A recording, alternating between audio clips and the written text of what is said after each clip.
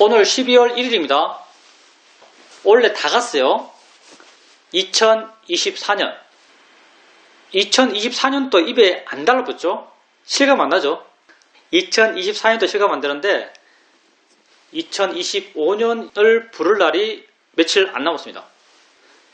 그렇죠? 세상이란 건. 시간이 빨리빨리 가는 것 같습니다. 나이가 들면 들수록 시간이 빨리 가죠? 느낌상. 나이가 들면 들수록 시간이 빨리 가는 것 같아요. 나도 그래요. 삶이 점점 단순해지는 거죠. 우리 인생에 사건이 점점 없어지는 거죠. 계속 사건이 생기고 사건마다 내가 신경을 쓰고 그러면 시간이 엄청 길게 느껴집니다. 사실 시간은 똑같겠죠. 7살 난 애의 시간이나 지금 우리가 갖는 시간이 똑같겠죠. 절대량에 있어서는. 그렇지만 7살 난 꼬마는 세상에 관심이 많고 그 관심거리 하나하나에 다 마음을 쓰고 있고 그 마음씀 하나하나가 시간이 되는 거죠. 우리는 주변에 관심 있는 게 별로 없죠. 어제 봤던 것 오늘 또 보고 어제 통화했던 사람과 오늘도 통화하고 어제 먹었던 밥 오늘도 먹고 있고 관심거리가 별로 없어요. 그러니까 경험은 하고 있지만 그 경험 하나하나에 우리의 마음이 투사되지 않죠. 그래서 그게 시간이 안 돼요. 시간으로 인지 못하는 거죠. 시간의 폭으로 우리에게 인지되지 않는 거죠. 그러다 보니까 점점 우리에게 시간이 짧게 느껴집니다. 바깥 세상에 관심은 가지려면 굳이 갖는다면 여행 가면 됩니다. 혼자서 여행 한 가보세요. 하루가 아주 깁니다. 왜냐하면 여행 가면 사건이 안 생길 수가 없거든요. 하나하나가 모두 다 선택사항이에요. 그러면 그 선택 하나하나에 내가 에너지를 투사해야 돼요. 그 에너지 투사 그거 하나하나가 다 시간이 됩니다.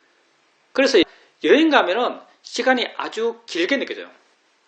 근데 그건 별로 기대할 바가 못 되는 것 같고 즐기는 사람은 즐기겠지만 여행에 관심 없는 사람도 관심 없죠. 봐서 특별할 게 뭐가 있냐 나는 그렇게 생각하거든요. 세상에 봐서 특별할 게 뭐가 있냐 이런 생각을 갖고 있기 때문에 그럼 어떻게 해야 되겠어요? 여러분이 관심 가질 것 이게 사실 중요해요. 왜? 마음이 살아있는 것이거든요. 나이 많으신 분들의 마음과 7살 난 애의 마음은 달라요. 사실요. 7살 난 애의 마음은 관심이 많죠. 살아있어요. 생기 있어요. 활발해요. 깨어있어요. 일반적으로 나이 많으신 분들의 마음보다 7살 난 애의 마음이 훨씬 더 살아있는 마음이라고 부를 수 있을 겁니다. 그러면 우리가 무엇을 대상으로 이런 살아있는 마음이 될까요? 마음인데요. 이건 물질이 아니에요. 쓴다고 달린 게 아니에요. 이건 늘는 게 아니거든요. 우리는 무엇에 대해서 살아있는 마음이 될까요? 우리는 우리 자신에 대해서 살아있는 마음이 돼야 됩니다. 우리의 궁극의 관심체는 우리 자신이에요. 그러면 어떻게 우리가 우리 자신에 대해서 살아있는 마음, 관심 있는 마음, 깨어있는 마음이 될 수 있을까요? 우리가 우리 자신을 이해하면 그런 마음이 돼요. 우리가 이해라는 이 부분에 있어서 뭐 법을 이해한다, 내 실제 모습을 이해한다 이런 말을 해요. 여러분이 실제 모습, 법의 모습, 법의 이치, 연기 이런 걸 이해할수록 연기, 법 이런 것에 대해서 더 명확해지고 더 분명해지고 더 확실해질 것 같나요? 흔히들 우리가 이해한다, 안다 이렇게 말하면 내가 그걸 알면 알수록 더 확실해지고 더 분명해지고 더 잡듯이 알 수 있을 것 같이 그렇게 느껴져요. 그 말 자체가. 근데 법은 전혀 그렇지 않습니다. 법을 이해해요. 분명히 이해도 높아져요. 아는 마음이 뭐지? 이해도 높아져요. 근데 이해가 높아질수록 모른다는 것도 더 분명해져요. 더 이해할수록 더 몰라요. 더 이해할수록 더 모릅니다. 모른다는 것, 이게 살아있는 마음이죠. 뭐지라는 마음이거든요. 모른다고 포기한 마음이 아니에요. 알고 싶어하는 마음이에요. 법을 이해하면 이해할수록 내가 내 존재를 이해하면 이해할수록 모른다는 게 점점 더 커져가요. 도대체 뭐지? 있다는 게 뭐지? 삶이 뭐지? 현재가 뭐지? 이런 모름이 더 분명해져요. 관심이 안 생길 수가 없죠. 모른다는 것, 이건 사실 불교에서 별 이야기를 안 하는데 생각해보면 그분에 대해서 모르기 때문에 내가 그분이 어떤 의도로 이 말을 했는지 모르겠어요. 가까이는 숭산 스님, 내가 숭산 스님 절에 화계사 가서 일요법회 법사를 한 2년 했는데 그분 서재에 그분이 쓴 책이 있는데 책 이름이 오직 모를 뿐 이렇게 썼어요. 오직 모를 뿐. 오직 모를 뿐 이렇게 했더라고요. 그래서 이런 의도로 그 말 하셨나? 알기 때문에 모르는 거예요. 모르는 사람은 모르는지도 몰라요. 여러분이 법을 이해하기 때문에 모르는 걸 알아요. 그리고 아주 멀리 생각해보면 소크라테스, 여담이요. 소크라테스가 문답법 사람들한테 막 따져가면서 결국 그 사람들에게 밝혀내고자 한 게 스스로 모른다는 걸 인정하도록 만드는 거죠. 내가 아는 유일한 건 내가 모른다는 거다. 모른다는 것, 이게 관심이고요. 이 마음, 모른다는 것, 이건 곧 알고 싶어하는 마음이요. 여러분이 여러분 자신에 대해서 이해하면 이해할수록 나에 대해서 모른다는 게 더 드러나요. 나에 대해서 관심이 생기지 않을 수가 없어요. 나의 방향으로 마음이 기울지 않을 수가 없어요. 그러면 실천적으로는 수행이 되지 않을 수가 없어요. 나를 향한 마음 기울임, 이게 곧 알아차림 이어짐이죠.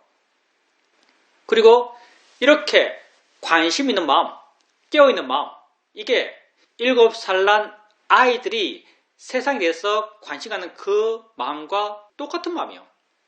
여러분의 마지막 미스테리는 여러분 밖 세상에 있지 않습니다. 세상의 것 다 경험을 다 해봤어요.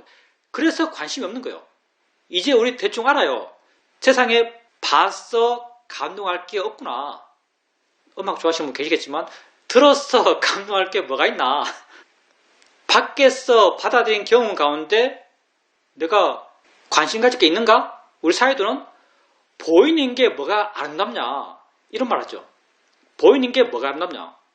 우리가 왜 이렇게 시간이 빨리 가는가? 내 밖의 세상에 관심이 없기 때문이에요. 왜 관심이 없는가? 다 경험해 봤으니까. 별 것 없다는 걸 알기 때문에. 지금도 내 밖의 세상을 내가 경험하고 있어요. 그렇지만 경험하는 그 경험에 대해서 마음이 기울지가 않아요. 마음의 에너지가 안 일어나요. 그냥 설렁설렁 지나가요. 경험을 설렁설렁 지나가고 있죠. 왜? 관심이 없으니까. 경험하지만 설렁설렁 지나가요. 그러니 시간이 이렇게 짧게 느껴집니다. 그게 시간의 폭으로 내게 인지되지 않거든요.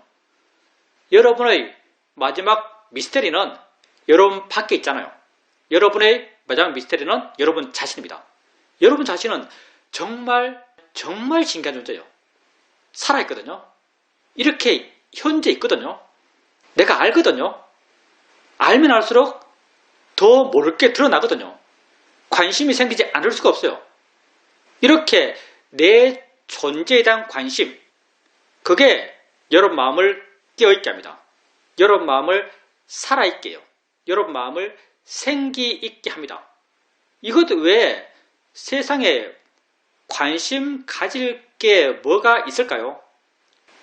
우리 자신이 진정 나의 관심거리예요.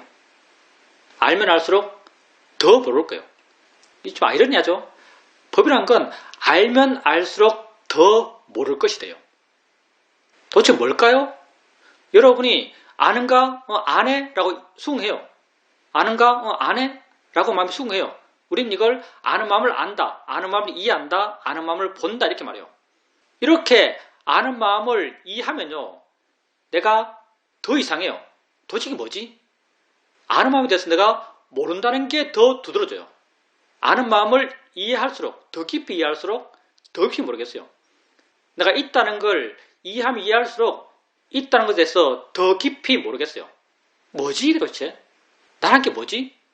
그러니 내 자신에 대해서, 내 있음에 대해서 관심이 식지를 않습니다. 내가 항상 갖고 다니는 거예요. 여러분 몸과 마음은 여러분이 항상 갖고 다니는 거예요. 근데 이런 여러분이 몸의 있음, 마음의 있음, 이게 여러분이 모를 것이고 이것에 대해서 여러분이 관심이 있어요. 항상 있는 것에 대해서 항상 관심이 있어요. 항상 마음이 깨어 있어요. 항상 마음이 지혜로워요. 항상 마음이 활기차요. 항상 마음이 살아있죠. 진정 깨어있는 사람, 이렇게 부를 수 있을 겁니다. 깨어있는 사람이죠. 어떤 사람이 깨어있는 사람이죠? 난 이런 사람이 깨어있는 사람이라고 생각됩니다. 여러분, 깨어있으십시오. 자신에게 관심을 두세요. 여러분이 마지막까지 알아가야 할 대상은 여러분 자신입니다. 알면 알수록 모를 존재예요. 알면 알수록 모를 존재입니다. 사실 이게 실제는 법을 이해하면서부터 이런 방향으로 나가게 되는데, 정말 알면 알수록 모를 존재, 그게 사실 실제는 법에 대한 이야기죠. 이렇게 이 수준, 이 단계, 이런 말 별로 안 좋아하지만 그냥 의미를 전달하기 위해서 이 수준, 이 단계까지 이룬다면 내가 내 자신을 떠나겠어요? 모르는 것 투성이 돼요. 관심거리로 가득 찬대요. 그러니까 우리 사회도 같은 분 이런 말 하죠. 수행을 안 해보려 하는데 수행이 안 되질 않는다, 이런 말 합니다. 수행을 안 해보려 하는데 수행이 안 되질 않는다. 자기 현재 있음이 하나같이 다 의문투성인데요. 자기 존재 자체가 하나같이 다 관심투성인데요. 마음이 어떻게 이걸 떠나겠어요? 말하는 하나까지, 손 뻗는 하나, 발 뻗는 하나, 바닥에 발이 닿을 때 느낌이 생긴다는 그 하나, 눈을 뜨면 본다는 그 하나, 남이 말하면 듣는다는 그 하나, 그 말을 내가 해석한다는 그 자체, 모든 게 미스터리예요, 사실요. 지혜 있는 마음으로 보면 모든 게 모를 거예요. 우리는 너무나 일상의 삶 속에서 우리식으로 말하면 어리석음으로 보기 때문에 너무나 평범하지만, 지혜 있는 마음, 이해한 마음으로 보면 하나같이 미스터리예요. 우리 삶 자체, 우리 존재 자체. 그렇게 자기를 깊이 이해한 만큼 깊음, 모를 것을 안고 있는 사람이 마음이 자기를 떠날까요? 자기 자신을 잘 안 떠나게 될 겁니다. 계속 마음이 자기를 향해서 이렇게 살아있게 되고 깨어있게 되고 활기차게 되고 관심 있게 돼요. 그게 알아차림 이어짐이죠, 사실. 그러니 시간이 짧다라고 생각하지 마시고요. 시간은 똑같아요. 단지 관심이 없을 뿐입니다. 세상의 관심거리는 각자 약간의 특성도 있겠지만, 여러분의 시간이 지금 짧다면 세상에 관심이 별로 없다는 말이에요. 관심이 많으면 시간은 깁니다. 세상에 대해서 관심이 없기 때문에 시간이 짧은 거예요. 그렇다면 여러분 자기 안에서 관심거리를 찾으세요. 닿으면 느낀다는 것, 이거 신기한 거예요. 눈 뜨면 본다는 것, 이거 아주 신기한 겁니다. 소리 있으면 듣는다는 것, 이거 아주 신기한 거예요. 여러분이 자기를 이해하면 이해할수록 자기는 정말 신기한 존재예요. 자기를 대상으로 관심을 가져보십시오. 자기를 대상으로 살아있는 마음이 되십시오. 질문입니다. 지난주에는 제게 안 좋은 일이 몇 가지 있었습니다. 하나는 보이스피싱을 당할 뻔해서 그 상대와 몇 분 동안 이야기를 한 일입니다. 또 하나는 남편의 병원 진료가 그 결과가 별로 좋게 나오지 않았습니다. 둘 다 제게는 안 좋은 일로 해석되는 그런 일들이었습니다. 이런 일들로 통해서 생각도 많아졌고 마음도 칙칙하고 어두워졌습니다. 그러다가 수행해 나가는 과정 속에서 한번 현재뿐인데 지금 알면 되지, 이런 생각이 순간 들었습니다. 그리고 번뇌는 오직 관념을 대상으로만 일어나는 거야. 물론 이 말을 이전에도 알았지만 그때 전혀 다른 느낌으로 새롭게 알아지는 듯 했습니다. 번뇌는 오직 관념을 대상으로 일어나는 것일 뿐이야. 지금 있는 것을 알게 되면 나는 지금 자유로울 수 있어. 이런 생각이 들었습니다. 이런 생각이 일어났을 때 마음이 순간 물러나고 가벼워지고 밝아지는 듯 그렇게 느껴졌습니다. 그런데 그 과정 속에서 또 이런 생각도 생겼습니다. 관념적이지만 그래도 보이스피싱을 당한 건 아니야. 또는 남편이 좋진 않지만 그래도 최악은 아니야. 이런 생각이 들고 이런 생각을 통해서도 마음은 좀 더 여유로워졌습니다.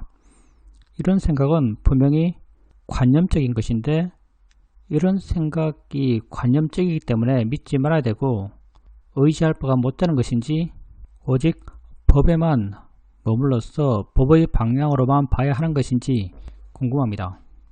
불교 수행이 가르치는 길은 어떤 측면은 좀 좁아요. 삶 전체로 보면 불교 수행이 가르치는 길은 좀 좁죠. 근데 이게 궁극의 길이라고 우리가 생각하기 때문에, 그렇게 알고 있기 때문에 이 길을 말해요. 이건 왜 모든 것이 무가치한가 하면 그렇잖아요. 세상의 가치도 분명히 있는 거죠. 그러니 거의 본능 같은 건데 수행자님이 그런 어려운 상황에 있습니다. 어려운 상황에 있고 마음에 스트레스가 있어요. 이렇게 마음에 스트레스가 있으면 마음은 지가 알아서 그 스트레스를 약하게 하는 방향으로 작용해요. 그러니까 익숙히 해왔던 방식이죠. 관념적으로 그 스트레스를 약하게 할 수 있는 내용들을 떠올리는 거죠. 이 정도면 괜찮아? 보이스피싱 했어. 손해본 건 없잖아?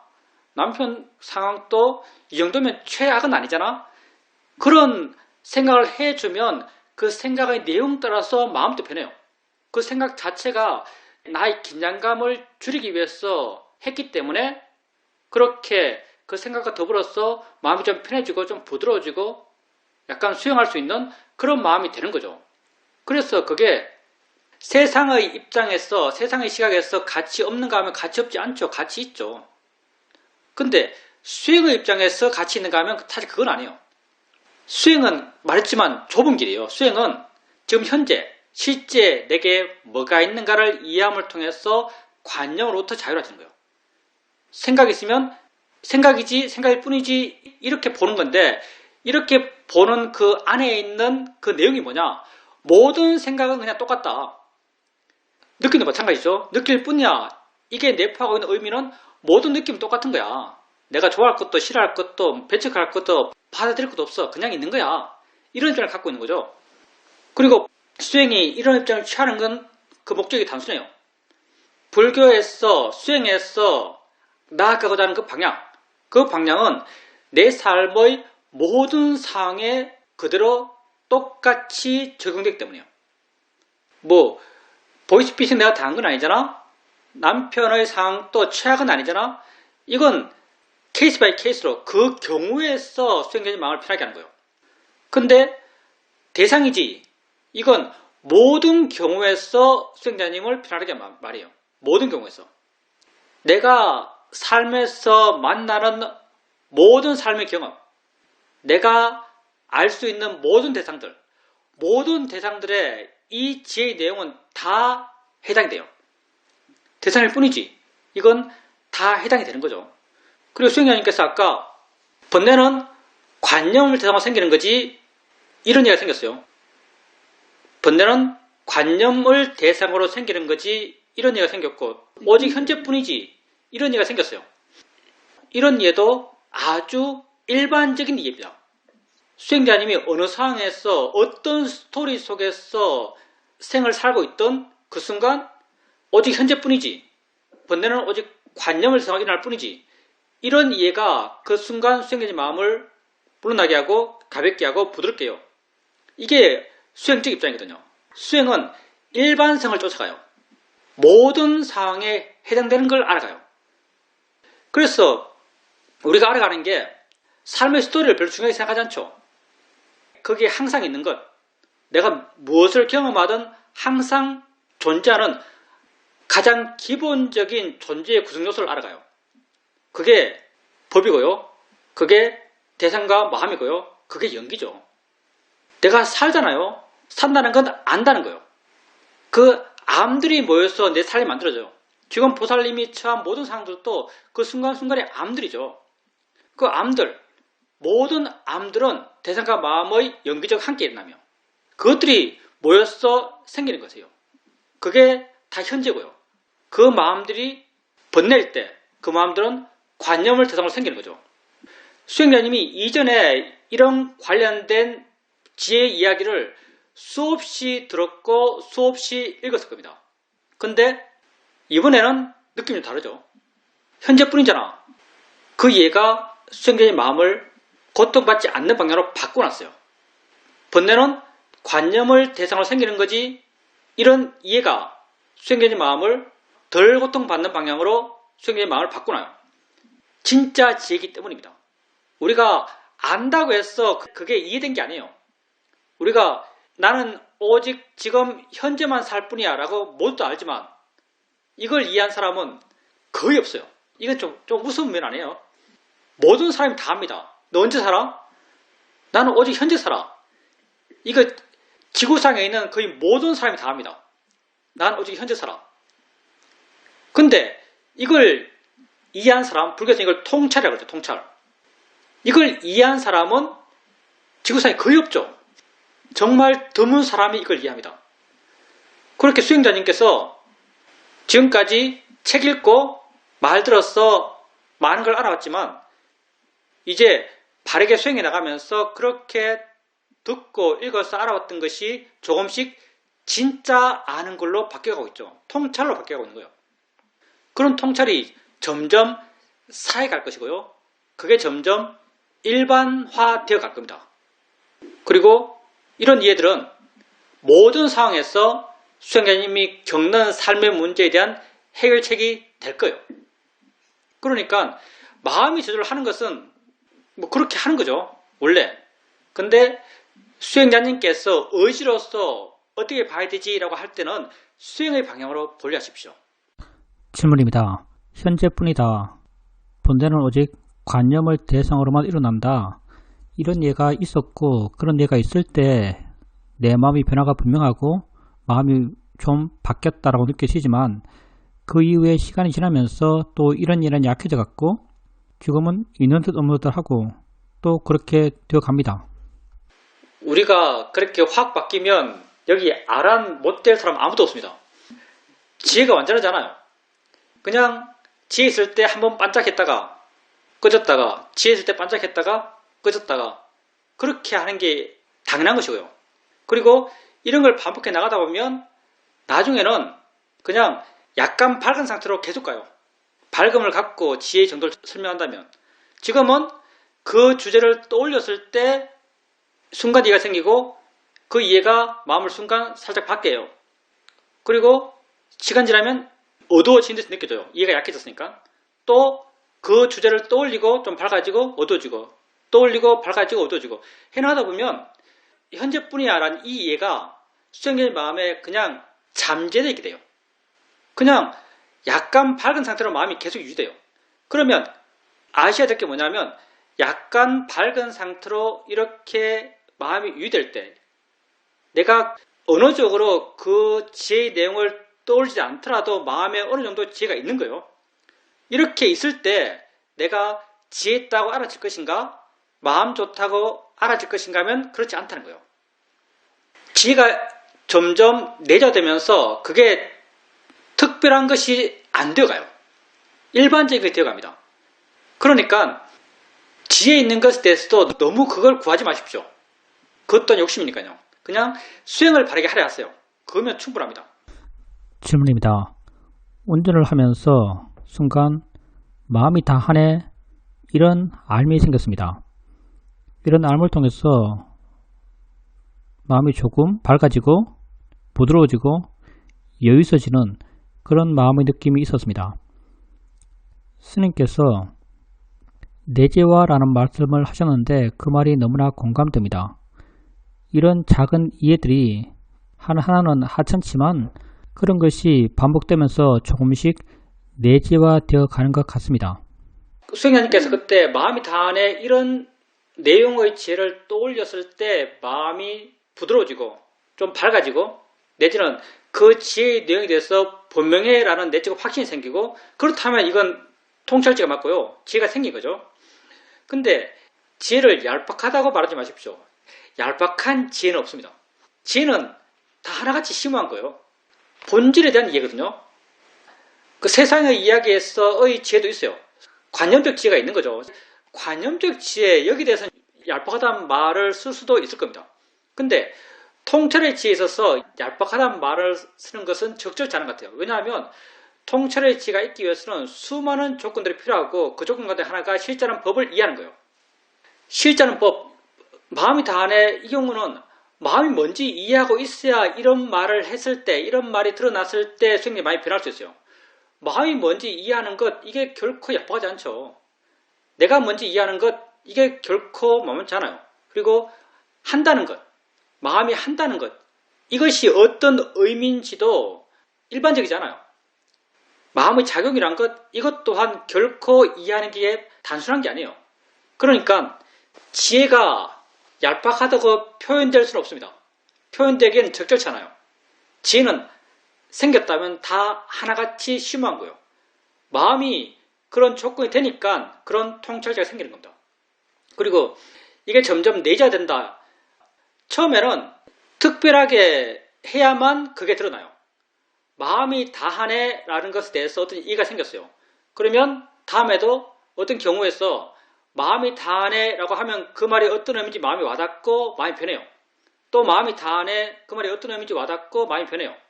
근데 특별하게 해야 그게 계속 된다면 그건 지혜가 약한 것이고요.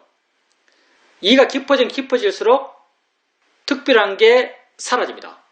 이해가 깊어질수록 그냥 언어적 표현 없이 지 스스로 머물러요. 말로써 해야만 있는 것이 아니고 그냥 마음 그 자체로 지 스스로 머문다고 묘사될 수 있는 그렇게 되어 나가죠. 그게 우리가 지혜가 내재된다 이렇게 말할 수 있는 그런 상태가 될 겁니다. 하여튼 계속 자기 현재 마음을 두고 자기가 일어난 것에 대해서 자기가 이해한 그런 지혜의 내용들을 떠올려 보십시오. 그게 바른 생각이고요. 나아가서 그게 바른 견해입니다. 질문입니다. 그때 운전하면서 내가 전혀 의도하지 않았는데 다 마음이 하네 이런 생각이 스스로 일어났습니다.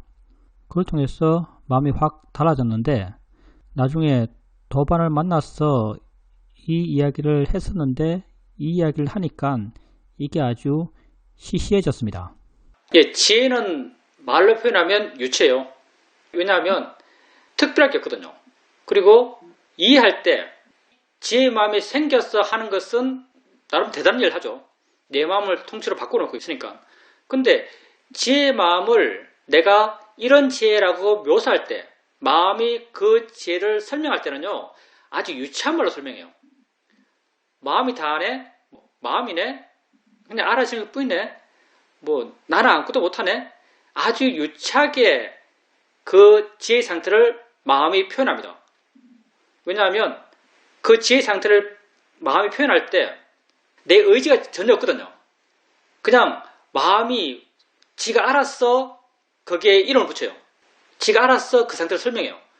우리가 말을 할 때 얼마나 고상하게 말하는가, 본능적으로 말할 때 우리가 얼마나 고상하게 말하는가, 고상하게 말 안 하죠. 여러분이 연단에서 여러 사람에게 연설할 때 쓰는 말투가 이런 말투예요? 아니면 고등학교 동기들 만나서 커피 마시면서 떠들 때 하는 말투가 이런 말투예요? 고등학교 동기들 만나서 떠들면서 하는 말투가 여러분 진짜 말투입니다. 지혜가 났을 때, 지혜를 설명할 때 고등학교 동기를 만나서 떠들 때 말하듯이 지혜를 설명해요. 그러니까 말이 아주 유치하죠. 그 유치한 대로 말하면 그게 유치하게 들립니다.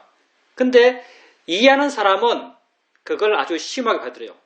마음이 다하네 지혜를 이해한 사람은 이 말을 아주 깊이 있게 받아들여요. 근데 지가 뭔지 모르는 사람은 이렇게 말하면 그게 뭐야 이런 말 하겠죠.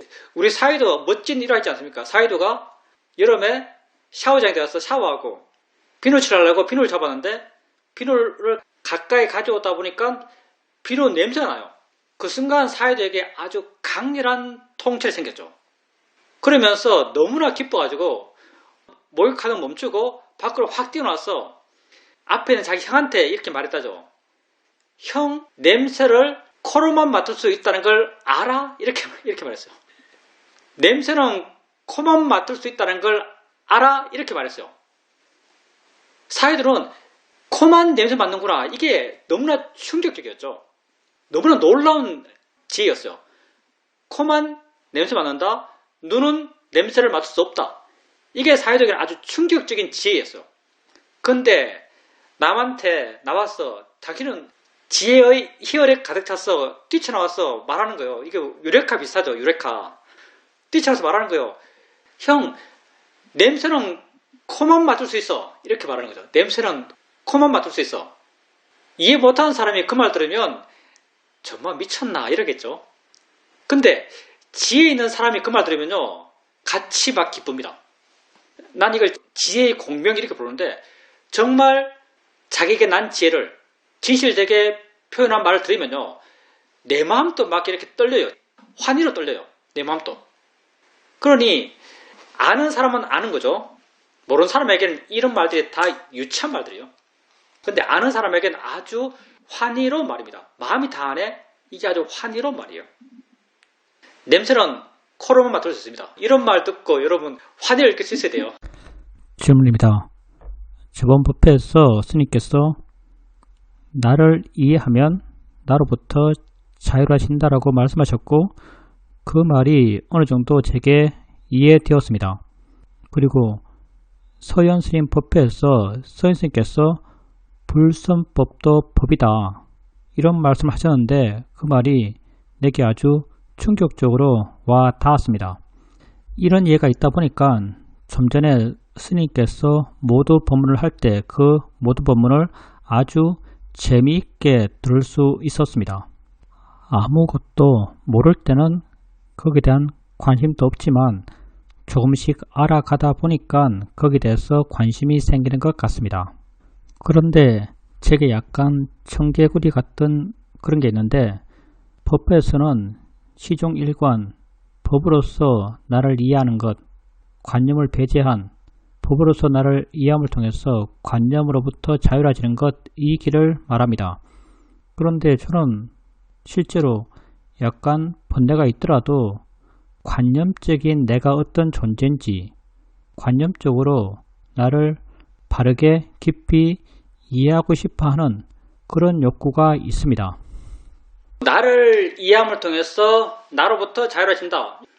이게 어떤 의미인지 마음에 와닿는다면 그건 수행자님이 수행에 대해서 그리고 수행하는 것에 대해서 더 깊이 이해했기 때문이에요.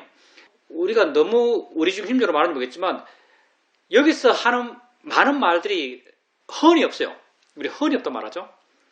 여기서 하는 많은 말들이 허언이 없어요. 지혜와 무관한 말이 없어요. 다 지혜와 연관된 말만 하고 있어요. 사실요. 그러니 수행자님이 이해하면 다 의미 있어요. 나를 이해함을 통해서 나로부터 자유로워진다. 이것도 수행자님께서 이해했기 때문에 이 말이 힘이 있고 이 말이 수행자님 수행에 도움이 됩니다. 아마도 수행하는 게 좀 더 분명해지고 왜 하는지 이런 것에 대해서도 좀 더 분명해질 거예요. 법에 대해서 좀 더 분명해진 거죠. 불선법도 법이야. 없이를 하지 말고 받아들이고 수행해야 돼. 이런 말도 어떤 측면 당연한 말이죠. 불선법이 딴 거 다르잖아요. 화욕심이요. 화욕심 이게 생기는 거죠. 일어나는 거예요.